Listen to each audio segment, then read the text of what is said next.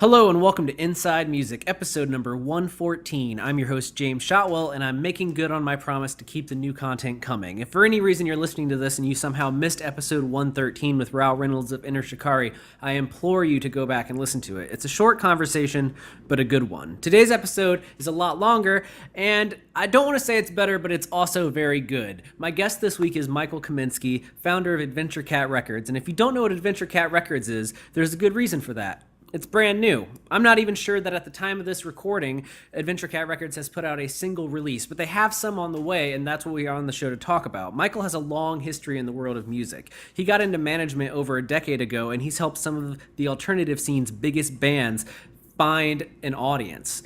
Most notable among them, Taking Back Sunday, 303, Neck Deep. All of these groups get discussed in this conversation, along with many more, and then our focus turns to something a little bit more broad. You see, Adventure Cat Records isn't a traditional label that's going to sign a band and hopefully work with them for the next 10 years. Michael is looking at Adventure Cat as something of an accelerator for bands. Everything that the bands could need is done in-house, from promotion and merchandising to distribution. And over the course of a 1 or 2 album deal, Michael hopes to prepare these bands for the bigger world of major labels and all that jazz. And that's what we're going to talk about on this. What it takes for an artist coming up in 2017 to quote unquote make it in music today. What they need to know, what they need to be able to do, and how that's changed over the last few years. We get into a lot of very broad conversations about 14-year-old rappers having major label deals, but bands that are very talented at that same age not being able to get any attention until they're closer to their 20s, if not already in their 20s. It's a good conversation that I didn't expect to have necessarily, and I think you're really going to like the outcome. But before we get there, we do have to do a little bit of housekeeping. Inside Music is only made possible by Holix, the internet's leading digital promotional distribution company. And what that means is that Holix works with record labels and independent artists from all over the world to share new and unreleased music without fear of piracy. Should leaks occur, Holix has technology to track down the people responsible and help get your files offline. For more information on Holix and access to a free 30-day trial, visit holix.com. That's HAULIX.com. I also want to encourage you to follow the show on Twitter. Now that we're back in full swing, there's going to be a lot of information and episodes coming, and I don't want you to miss any of them. Our handle is @InsideMusicPod or @InsideMusicPod. And finally, the music on this week's episode is going to be a little bit of a stretch. You see, Michael himself isn't in a band, and the bands on his label haven't quite released music yet, but I'm going to play something that I've been listening to a lot recently, and I think you're going to enjoy it. If you want to find out more about this song or any of the songs on the show, visit the Holix blog. That's holixdaily.com.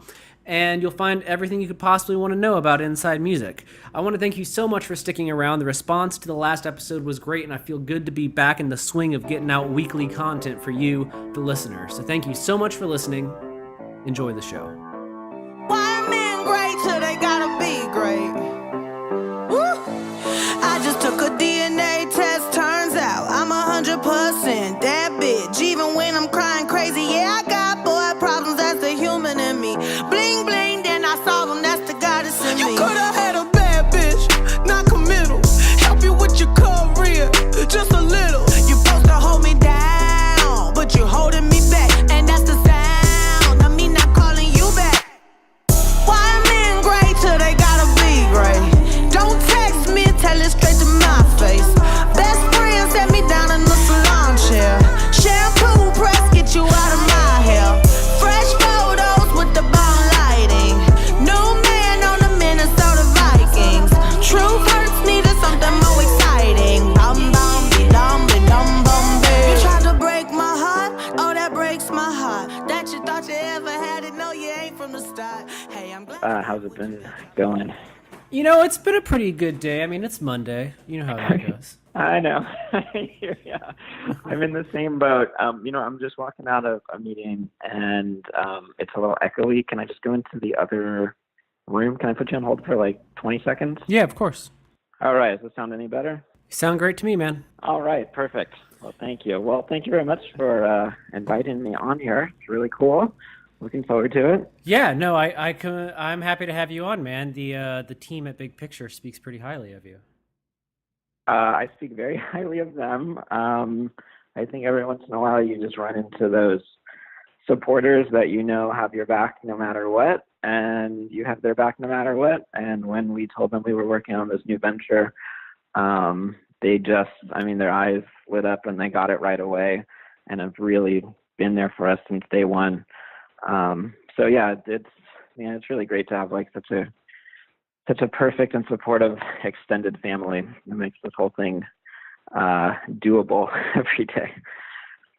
I can absolutely imagine that. How long have you known the Big Picture people? I know that they've worked some of the clients that you managed for a while now, so it must be a couple of years. I want to say almost since the beginning. But yeah, we've really been working really closely with them just in the past few years. And, we put out the Neck Deep record, and they were a really, really big part of the team on that, and just, took the ball and ran and did such a great job with it. So they're kind of our lifers now. I like it. And this new adventure that you're doing, will Big Picture be working with that too? Yeah, so I basically told them what we were trying to do. They were just like, that's the coolest idea. But we know there's a really, it's a really, really long-term vision and type of project that we're working towards. So, we asked them if they wanted to come on board a little bit in the beginning and help everyone know what we're doing. And then when things pick up a little bit down the road, even further, they'll start coming in and doing each release with us. So for people that are completely in the dark about who you are and such, I'll do an intro before they actually hear this conversation, but I feel like it'd be great to hear it from you. So can you kind of give your brief history up before this new thing that we're going to talk about today? Yeah, I'll give you the super condensed version, which still takes a second. It's been a really long and winding road. But I actually started as an artist, but I was doing music videos. And so I was out there back in the early days, sitting on Napster, finding demos of bands that I thought were really great. Not necessarily to do anything with them on the music side, but I would, send them a note, and we would do music videos together. And so one of the very, very, very first bands I ever reached out to, I just gotten a grant from my school, and we got all this new video equipment, and I found these 3 demos on Napster, and I wrote this band, and they, came over and they slept on my floor for a couple of days, and they played this shack at my school when we were done shooting the video. I was this band Taking Back Sunday, and we formed this just a really great relationship early on, and one thing led to another, and I suddenly found myself on the music side of things. And so I was very fortunate to work with them on their first 2 records. And I had always seen myself doing more video work and working in, film and TV. And it was just such a really positive, rewarding experience working directly with an artist and working with the band and their whole team that I changed course and I decided I wanted to do management. So when they signed to Warner Brothers, I had some other things going on in my life, and I thought that would be a good time to move out of LA and start my new venture and start my own company. And I think I had this idea I wanted to do something kind of opposite of what everyone else was doing. And I was really fixated on this idea of sort of finding an anti-scene band. And I found a friend showed me a clip of these 2 guys playing in, the middle of nowhere, more or less, just doing something kind of unheard of at the time. And it was just mayhem, and they were literally crowd surfing and putting boards down and surfing over the crowd and inviting all their friends up on stage. And it was kind of mayhem, but it was really fun. And that was a band called 303. And I flew out to see them on their 3rd show ever, and was just, straight up I love what you're doing. I love how it doesn't, fit into this perfect box. Can we do something? And part of why I think 303 had worked so well, was their attitude had sort of been hey, we really genuinely are doing this just for fun. We have a graduate school that we're starting in a few months. We're not looking to do this long term, but because we don't really, we're not sitting here trying to like write a major label record or, go through the hoops. We're literally just doing whatever we want to, kind of blow off steam from studying. Cool, we'll give you 6 months. And that 6 months, turned into a little bit longer. And their song ended up going #1 worldwide. And that was really the foundation for our company.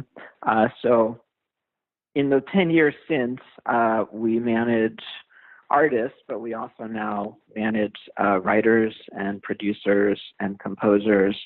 We do a lot of work on the publishing side. We are partners with a custom merchandising company. And so it sort of just made obvious sense that the next thing we would do is figure out how to take this whole network and this whole team, and now in instances where we want to distribute, to work with distribution partners now. I love it, man. And let me ask you this, because it's funny that you mentioned 303, because we've been talking a lot about 2018 around the offices recently, and it dawned on us that Want is about to become 10 years old. So how does that make you feel? It makes me feel really old. It's weird, right? It feels like it went by like so fast. Yeah, you know what? I still feel like a kid. Like I still feel like any day I'm gonna have to like go get a job, or like enter the real world, and I feel like I'm still, 19-year-old me, just wide-eyed, going, "Wow, this is so cool!" Like I don't care if I never make any money doing this.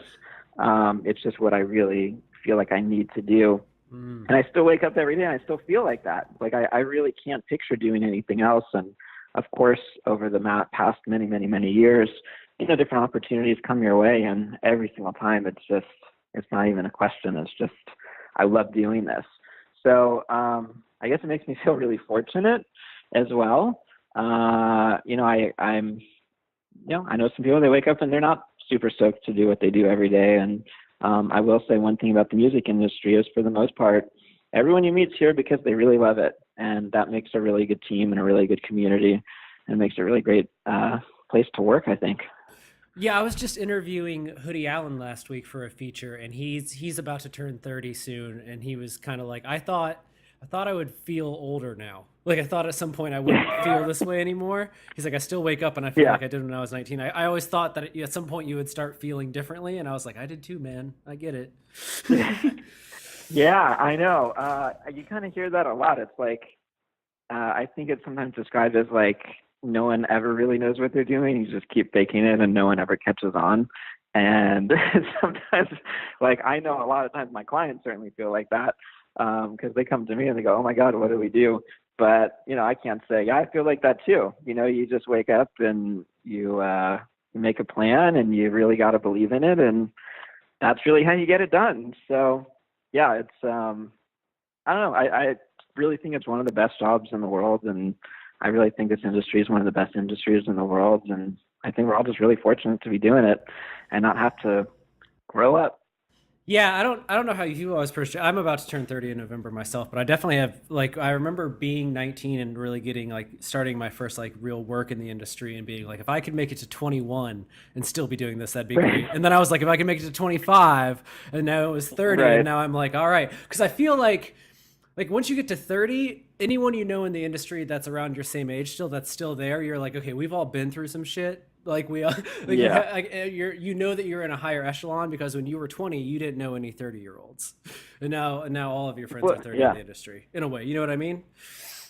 No, it's weird, because when you first start, you're like, oh, it's really weird that like every single person in music is like 25. You're exactly. Like, where's everyone older than 25? Because no one makes it that far. I just turned 30. Yeah. Around like 27, 28, you start to see the change. Like people start doing other things, and you're like, "Hey, you had a good run." Like everyone's made it like 5 to 10 years, and you start to see like the shuffling, and you're like, I still like it. I don't know. Like, is something wrong with me? Am I just like a glutton for punishment? So many of my peers are now like in real estate and doing all this other stuff. And I just turned 37, and I'm living in the same place I lived when I was 24. So it's like, and I still have the same roommates as when I was 24. And I guess in the back of my head, it's like, oh man, do I have to like grow up and like go get my own house and do my own thing? And then the other side of me is like, I don't know, I still really like it. It's still really cool. I love everyone I'm with and around and work with. So as long as I can keep doing it, I'm just going to keep doing it. Well, tell me about the decision to start a record label a little bit more, because I read about it. I talked to the girls at Big Picture about it a little bit, but I want to hear from you because you've had so much success in management.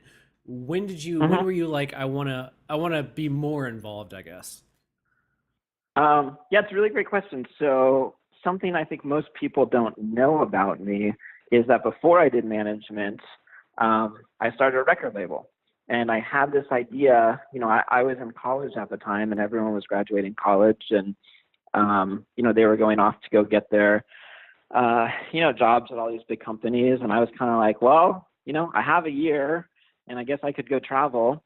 But maybe I'll just take whatever I learned from, I didn't learn necessarily anything book-wise from college, but I did learn a lot about like culture, right? And so this was right when the internet and music, right, and technology are all overlapping.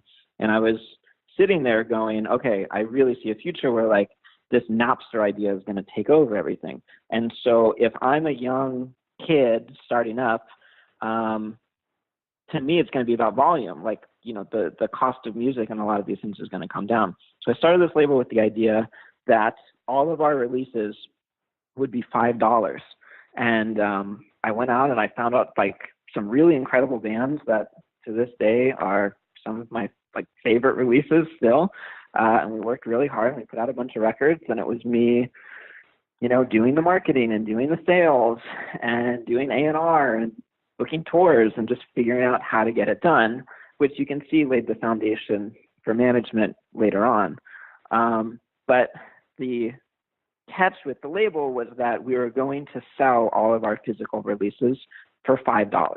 And so the idea was, people would hear about a band, it's a very low barrier to entry, and people would want to pick up the record. Well, we learned a lot and we did really great, but I learned something very interesting from that test. And there's been a lot of reports and analysis to confirm this later on. But mentally, when people see a $5 record next to a $10 record, or at the time a $20 record, at Tower Records, they actually prefer, all things being equal, if they don't know anything about the music, they would actually prefer the $10 or the $20 record. And that's because psychologically, to them, a $5 record is inferior. And so I kind of was maybe a little too soon, a little too early on the idea. So I took everything I knew. I started a management company, and the idea, we've drawn a lot of inspiration from how a lot of companies operate around the world. And America, we do things, a very certain way, where you have your label, and you have your manager, and you have your agent, you have your publisher, and you have your attorney, and you have your business manager, and you pay all of them separately, and everyone gets a percentage and a little piece of stuff. In a lot of other countries, you more or less just sign to a company, right? And that company takes a smaller percentage than all those other jobs added up together, and they work really hard for you, and that's the company, you kind of tie yourself to.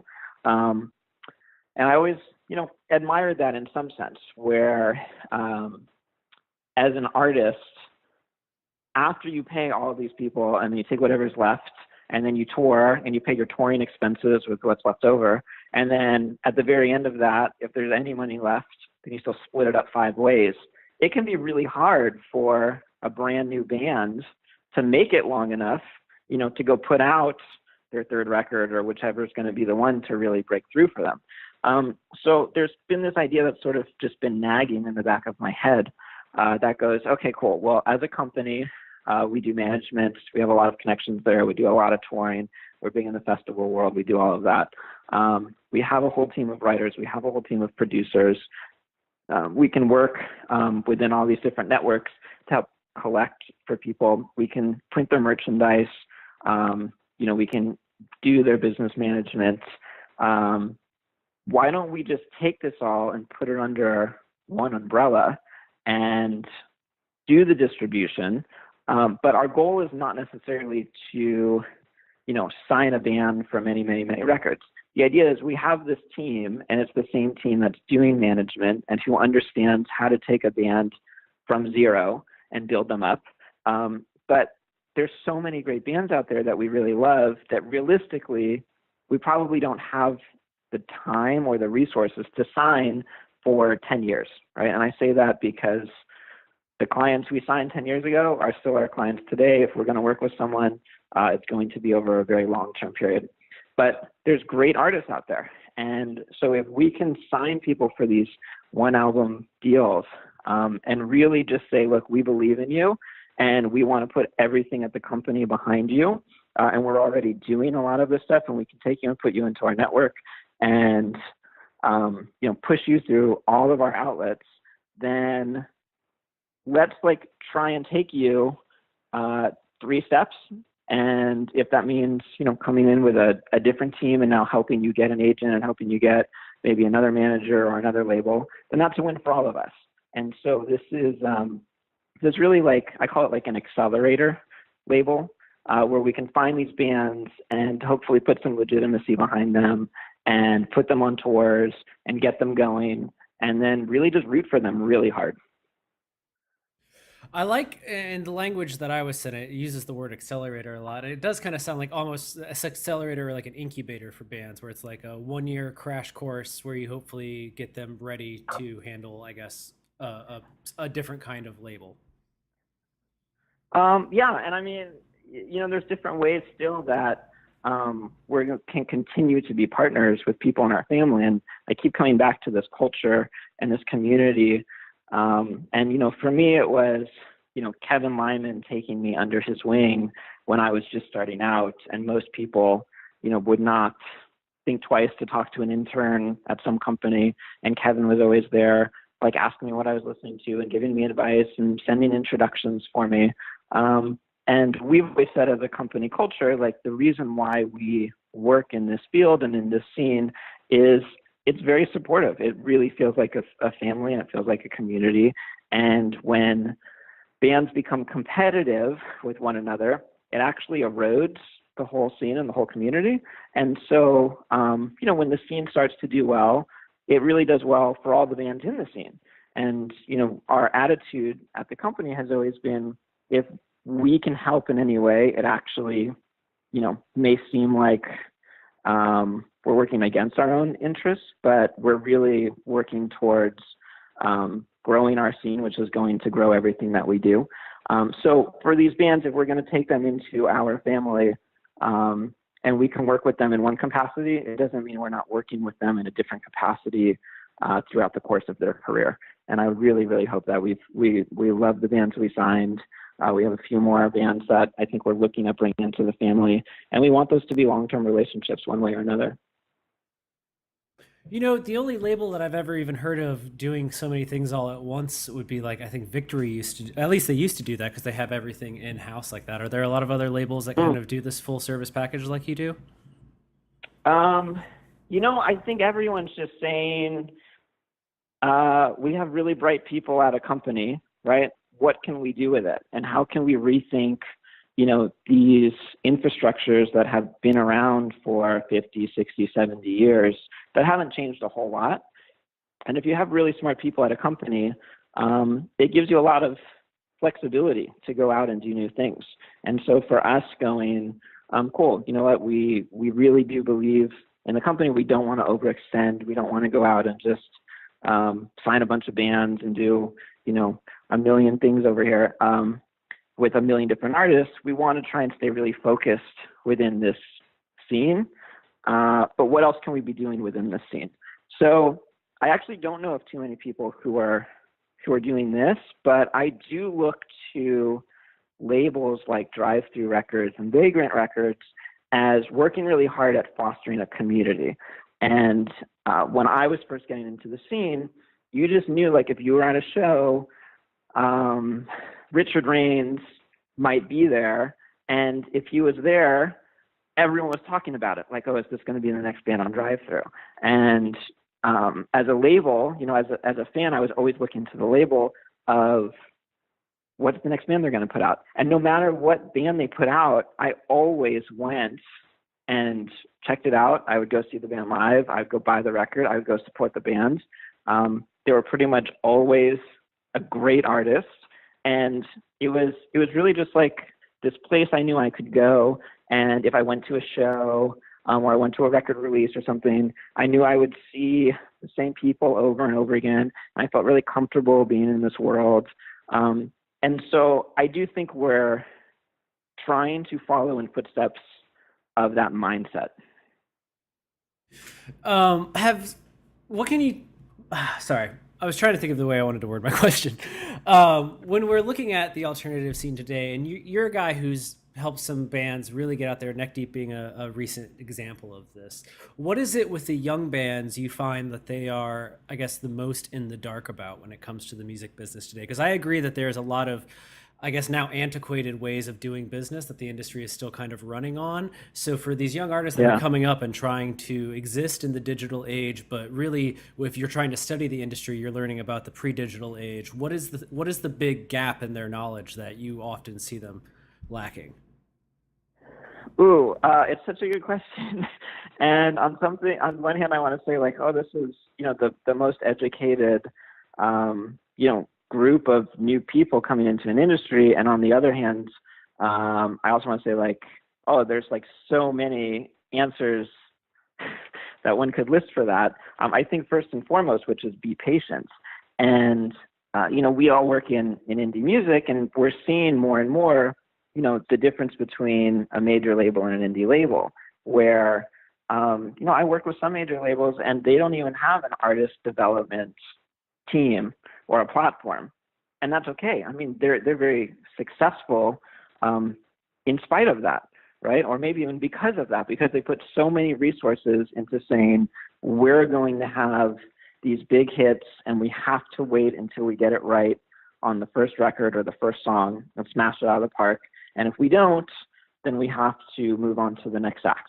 And that's okay. And if that's the world that one's living in, and those are the rules you play by, it makes perfect sense.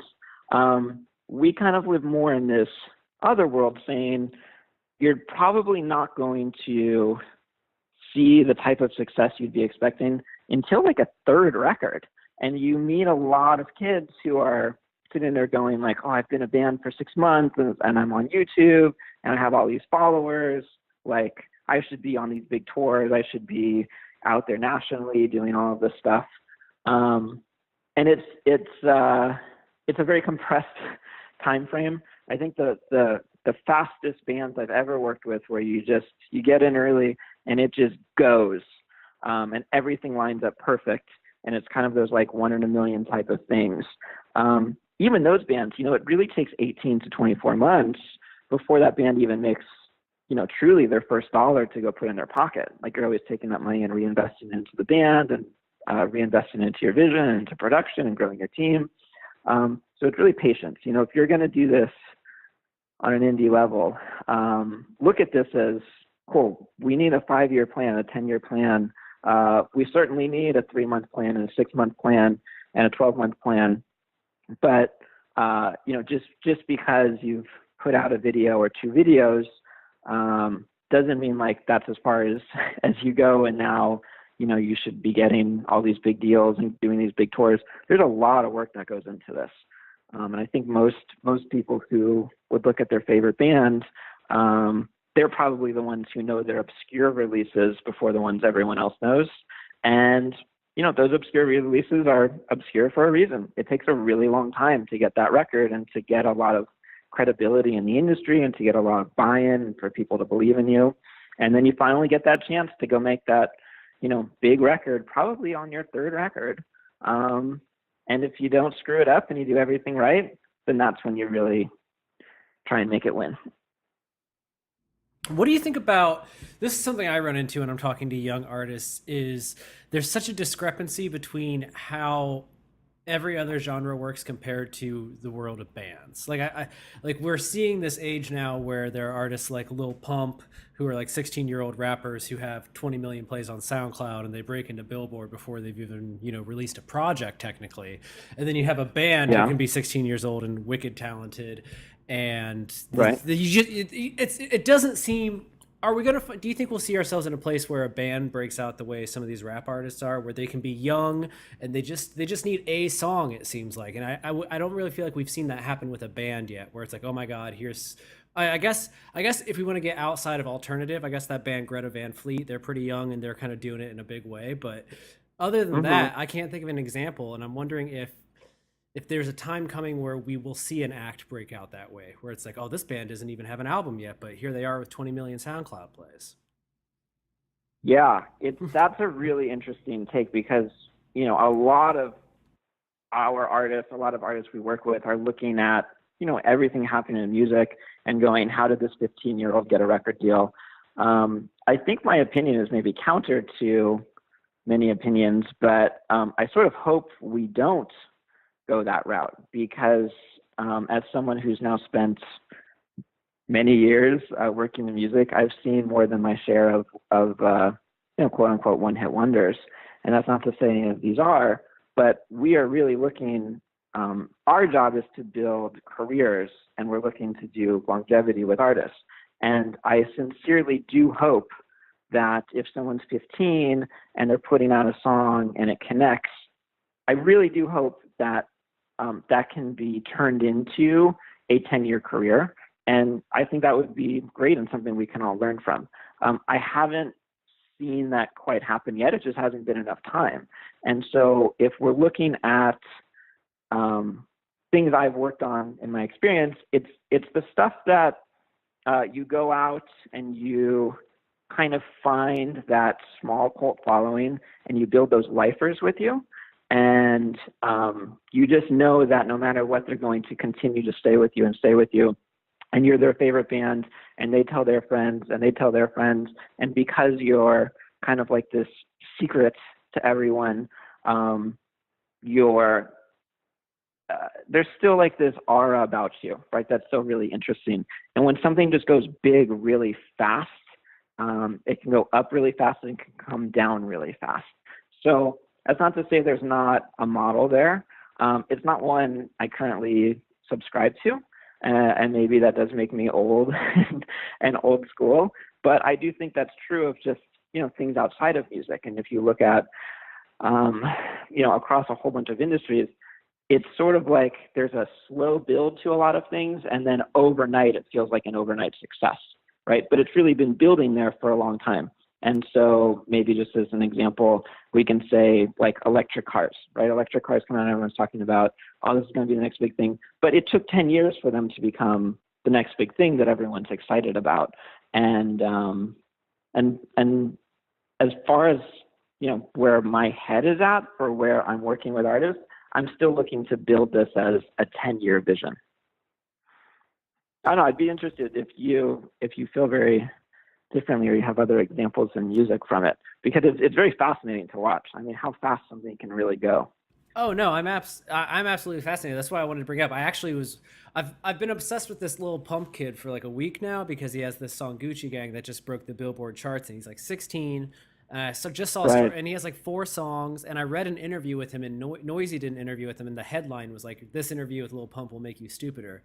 And every answer, like they asked him to describe his music, and he said it was ignorant. And they're like, "Well, how would you tell us about the music scene in Florida that raised you?" He's like, "We just do wild shit. Don't give a fuck. We're ignorant." And it's like it's very repetitive. So I feel like I'm with you where I don't necessarily want to see a band blow up that way, because what I see happening is that these kids that have a knack for like what other kids want to hear, which is essentially what's happening, is they're getting signed so fast that they don't even have a grasp on what it is they do yet necessarily. They're like, I just make wild Right. I just make wild shit, for lack of a better description.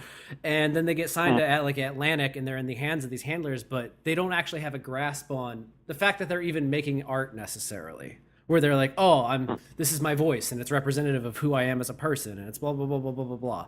Whereas with bands, at least even if they kind of seem to blow up like you said, they've at least learned, it's taken some time to get the skills that they have. Not saying that rapping isn't a skill, but it is possible. We've seen in the last few years more and more kids find a free beat on SoundCloud or YouTube, turn that into a song of their own. That song blows up. The producer gets his piece of the pie, and then we have the next designer or something like that. And I feel like, and if everyone is, go ahead. No, I mean, if everyone's spending so much media attention, sort of in a wink, wink, nudge, nudge, what's to say the next kid who comes around isn't immediately the new spotlight, and then what happens to everyone who used to be there. And I had a very interesting conversation with one of my best friends who I met him. He was pretty much like as homeless as you can get, had moved to LA, like crashing on a couch, trying to find a job. 15 years later, he runs a TV network. Right. So he's like the guy whose job is to analyze all this data, and he runs a cable channel. And to him, he's saying, okay, my difficulty now, I spend millions of dollars making a TV show. And to a kid, my $1 million TV show is just as much time as someone doing a makeup video on YouTube. Right. Like to a kid, their resource is time. So where do they go? So my job is I have to endear them to a show, right? I have to get them coming back and understand like this money is going towards something that I'm going to build into a larger vision.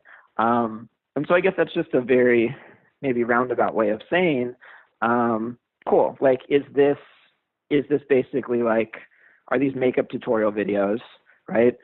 Or are they actually building a brand that people are endearing themselves to and who want to stick around for many years?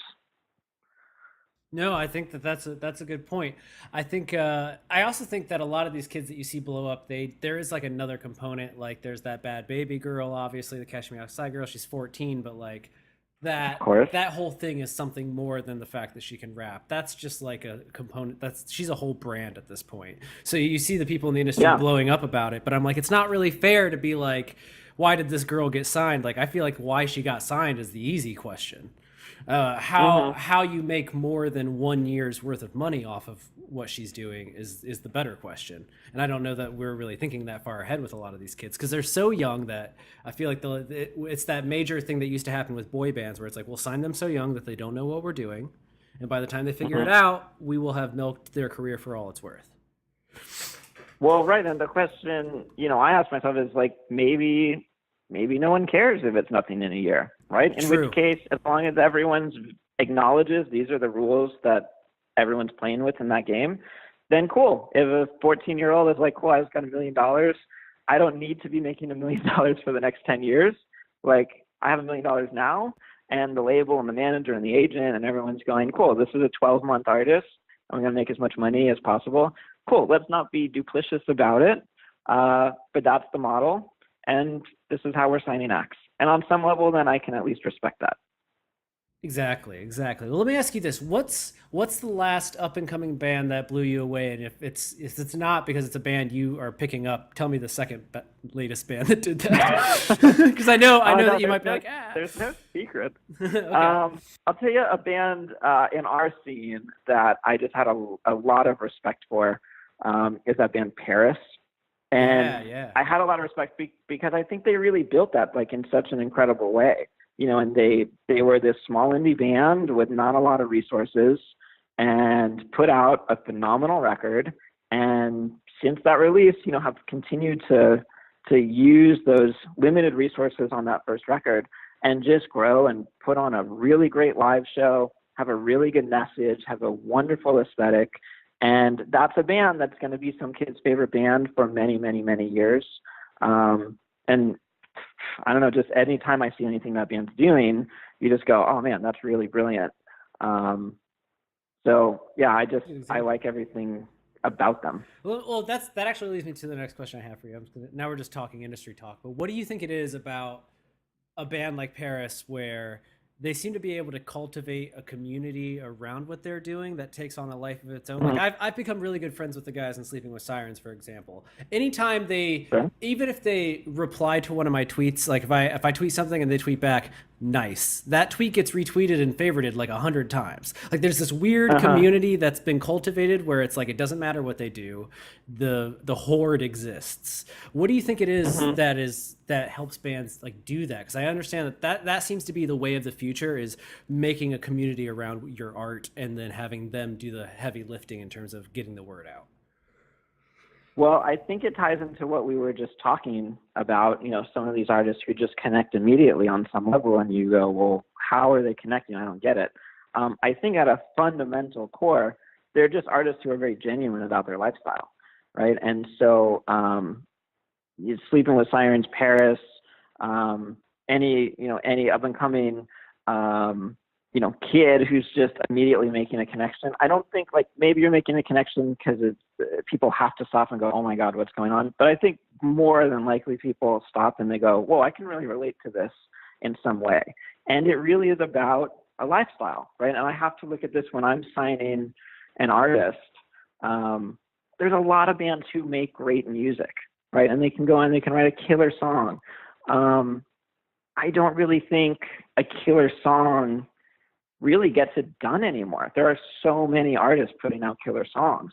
Is this a killer song that's genuine, that like really relates to me in some way in my life? Is there something about this artist who actually has something to say in a way that I can relate to, or that is interesting or new to me as a person? And unfortunately, I think there's a lot of great songs that are just great songs and they don't have anything about them.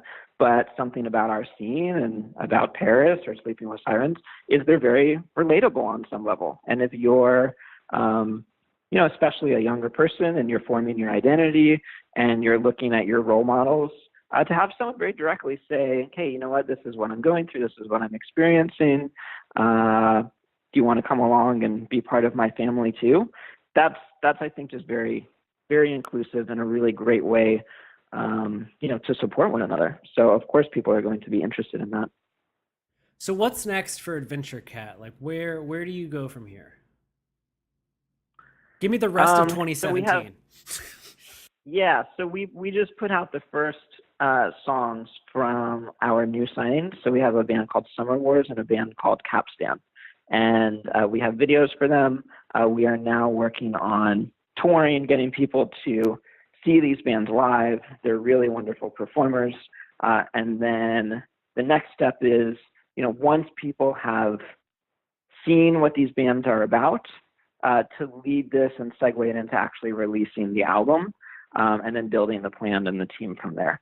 So I think you will be seeing tour announcements for both acts before the end of the year, and then album releases at the beginning of next year. And long-term goal for you for either one of these bands, as you said, you don't necessarily want to lock a band into some long-term deal. So ideally for you, in 18 months time, when you get around to cycle for the first records, is the band moving on to bigger and better things and you stay involved from a management perspective? Or what would be the ideal outcome for these bands? You know what, more than anything, I'm talking about building brands and community and culture and all of this. And I just want our company to be in that too. So more than anything, if these bands go on to be successful, however they end up doing it, for people to say, hey, you know what, the team around this, is everyone at our company. And that's really cool. And it's not that we need necessarily, recognition as a management company or as anything else. But I think by putting everything under an umbrella and calling it, by a certain name and saying, hey, we're a group of people who really believe in music. We've been working in this scene for 15, maybe 20 years because we really believe in it and we can't picture doing anything else. And as a kid, cool, you know what? That's a company I want to support. However we get to that point is what's going to make me really proud and is what my end goal is. Let me ask you one other thing before I let you go, because this is something that seems to be coming up a lot when I talk to publicists and management recently. When you're dealing with these Yeah. young bands, there's been such a rash of, I guess, controversy, drama around the idea of, people doing stupid things over text or Twitter, social media, or even assaulting people in real life. But there's all these accusations about the way artists are behaving around fans and women, if they're guys, or even if they're women, the same way. When you're approaching these young bands, is there an element of education about, like, about these kind of issues? Because I feel like it's, especially in alternative music, there's been this added focus on behavior of artists and holding them to a higher standard, and just because they're young doesn't mean they shouldn't act a certain way. So is there an educational element to all of this on, like, how to carry yourself, or is that something that you just kind of hope the artists bring with them? How do you approach that, as from your perspective? Well, that is such a great question, and I feel like as a world and as a country and as a state and as a community, there needs to be education, right? Like, that's how this whole thing works as a society. And in music, especially, where maybe traditional education isn't as common, there needs to be that. And we talked a lot on this chat about, people rushing to throw money behind projects and kind of racing to see how far we can go with something, and not taking that step back and going, okay, well, what are some of the core foundation basics of just making things like legit and good and proper and cultured? And so, yes, like, as a scene, we certainly need to be doing more. I think so many of the world's problems right now are coming back to lack of education. And as a management company, one of the first things I feel like we need to be doing, and that we do now, but it's just as important of how to write a song, right? Or like how to tour, is basically going to school to learn how to be a decent and honest and proper person. And so we've actually, if we're seeing that this isn't happening on its own, then yes, as a company, we've been putting a lot more resources into saying, cool guys, here's what's happening, here's the state of the world, here's everything we should be learning from each other. Let's have some conversations about it. Dude, I think that's a great answer, because that's what I run into. Like, I always am fascinated whenever I meet, especially super young artists. I interviewed Greta Van Fleet recently, so that's a good example for me, where they're all under the age of 21, but they have the #1 rock song in America and Canada right now. Options galore Right. coming at them, and I have to stop and ask them, like, hey, do you have somebody that's, like, keeping you in check, or at least being, like, watching over your shoulders? Because especially how young some of these new bands are, it's like they're trying to figure out the industry, let alone how to be a functional human being. You know what I mean? Like, so much is being thrust upon them at once. I always wonder, like, is somebody that's trying to also make a profit off of their career making sure that they also become decent human beings? So when you asked that band, what did they? Well, it was say? real What was interesting. their experience? They actually have a really good relationship with their manager, where it almost seemed like he came across as a father, their road manager, I should say. Almost seemed like he was a father figure to them in some way. Like, so much so that when I was outside waiting to meet them, I was talking to him. One of them walked by. There was another band from there's two venues in this one building. The band from the other venue was playing Frisbee in the parking lot, and the one vocalist comes out. This shows you how young they are. And he asked his manager, he goes, "Hey, do you think those guys would let me play Frisbee with them?" The manager looked at him. The manager looked at him and went, I don't fucking know. He's like, go ask them. Right. But it was definitely one of these moments where I was right. like, you guys have a relationship where you trust that he'll make sure you don't do something stupid.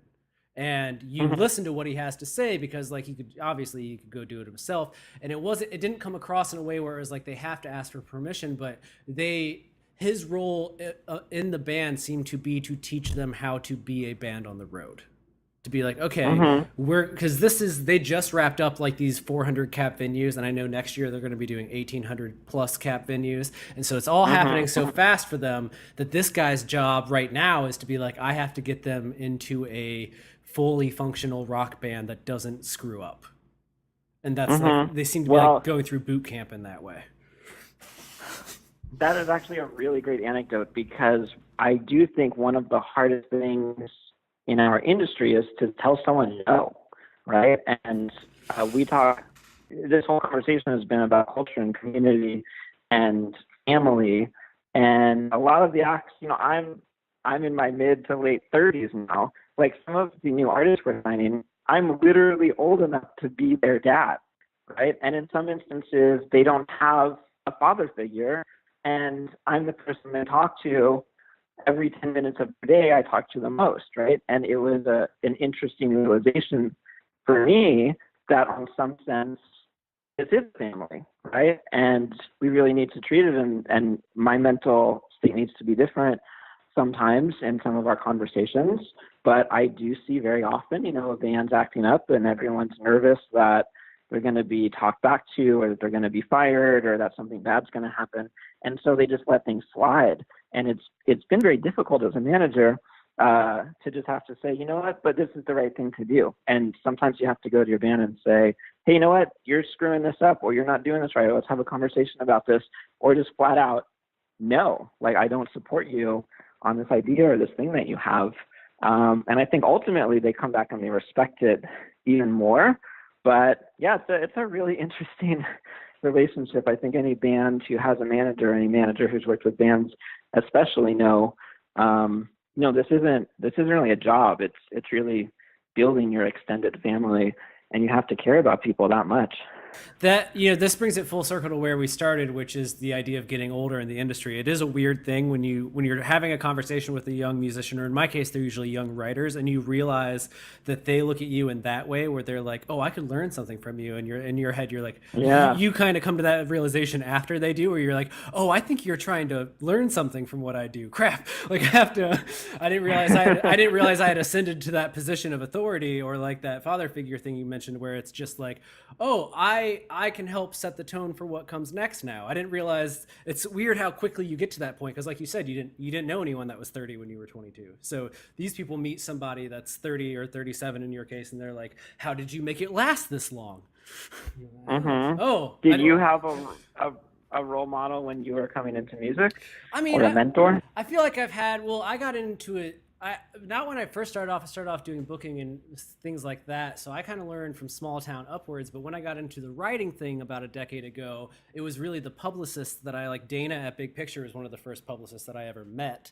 And so I've kind of been able to grow through them, where if I ran into an instance where I had questions, or if I didn't know how to handle something, I could go to them and be like, what do you do when it's Rolling Stone and this happens? Or most recently, there was one of these accusations of sexual assault came up, and I could go to the publicist and be like, hey, I've done all of the research to run this story. I have the interviews, I have this, but I want to talk to you about it to make sure that I'm handling it in a way that's like, the right way. But so they have become my kind of go-to family, and now I try to give that back and like pass that information on. But it is weird how, like, again, there's never a day where you're like, oh, now I know what I'm talking about. You just realize that people start listening to you, and you're like, I hope I know what I'm talking about.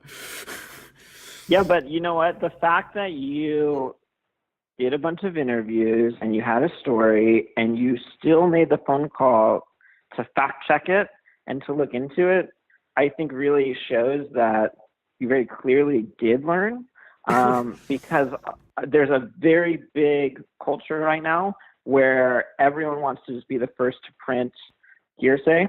And unfortunately, as a manager, sometimes my artists have been on the other end of it, on stories that are later proven to be 100% false without a doubt, but they get out into the public sphere. And other people just take that and run, and maybe don't have to deal with those implications or the repercussions. And it's tough. I mean, that's the best way to destroy a community, right? So I think the whole process is you demonstrating from a very fundamental level, like, cool, yeah, you were raised by really good people and you took that to heart, and now you're teaching other people that process. And yeah, that's really important, I think. Yeah, but you realize, like, I guess when you start being the person that is helping other people, you remember how many times you did like the absolute wrong thing when you're coming up, and you're like, I can tell you everything. But right. like, the way that you learn ultimately is by doing it the wrong way. and then being like, Yeah. oh crap, okay, I got to get it right the next time. And I guess your and Yeah, I's but job, even, your and I's yeah. job at this point is almost to try to prevent that from happening. Even if you do something the wrong way, to have someone actually come and say, hey, you know what, that was the wrong way. And I think sometimes people do things the wrong way, and then it's just, everyone on Twitter is yelling and screaming, and nothing actually ever gets productive because no one's endeared. It's just some random, robot voice telling you did something wrong. That's not a relationship. Like, Twitter's not a relationship. To be able to have people that we really look up to and that we can respect, and who are able to say, like, hey, I'm here to tell you when you're doing things great, and I'm here to tell you when you're doing things wrong. I think that's much more important. So yeah, people can screw up, and my favorite stories are all the screw ups I've had, and I've had so many. I have a book of them. But to have people come in and be like, hey, you screwed up, or I know you screwed up and you don't know, but I'm here to like help you, and let's work through this together so you don't keep screwing up. I think that's what's really important. I always just consider myself a little lucky that you and I came up like just before the internet boom. So like there's a few mistakes we made that might have buried us today, but we luckily got it in like right under the wire.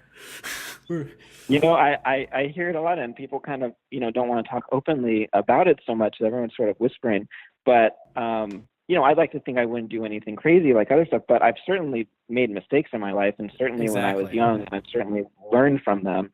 And it would be much different if it was, every mistake was immediately not just to the person I made a mistake to, but to every single person I've ever met or known or may meet in the future.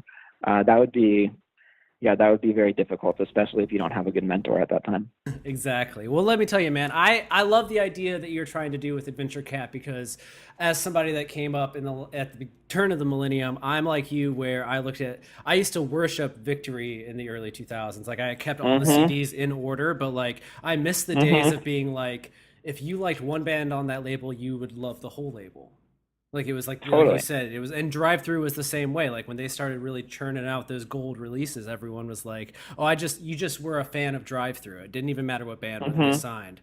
And I hope that you can get back to that, because that's what I miss about, I think that's, I love the niche communities that exist now. Like, I like the way 21 Pilots fan base works, and they're always trying to pick apart the mystery of that band.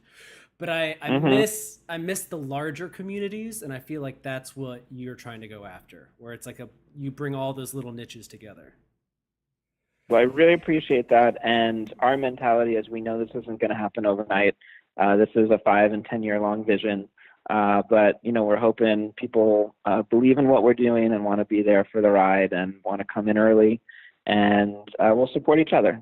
So I really do appreciate that very much. It means a lot to us. No problem, man. I'm going to let you get about your Monday, since I've almost taken an hour from you, but I thank you for taking time to talk to me. Thank you very much. And James, this was a really wonderful chat. No, dude, it was absolutely. I really do appreciate it. It was really good. I love talking shop, because a lot of people that come on this podcast are like 1920, and it ends up me telling stories. So I like having somebody that also has, I also has stories that's like, hey, remember when these things happened in 2002? And, and you actually do. And they're like, I was 8. And you're like, oh, sorry. Well, I actually wanted to keep asking you a bunch of your thoughts on stuff, and I was like, ooh, I don't know if that's like you appropriate. Always can. Oh yeah. Oh, you can ask me anything. I'm an open book, maybe to a fault. Okay. That's how you succeed in this industry. You just be open. But we can do this again whenever you want. Yeah, well, now that we know each other a little bit better, we'll do it again at some point at our next milestone, and we'll make this a full-on dialogue, and that'll be really fun. Yeah, let's pick up in a few months once these first releases get out, and we'll talk about how the building's going so far. That's great. Hey, I really appreciate the support. Thank you very much. No problem. Have a wonderful day, man. All right, you too. Take care. Bye. We just keep it pushing like, aye. I'ma hit you back in a minute. I don't play tag, bitch, I've been it. We don't fuck with lies, we don't do goodbyes. We just keep it pushing like, aye. Wild men great till they gotta be great. Don't text me, tell it straight to my face.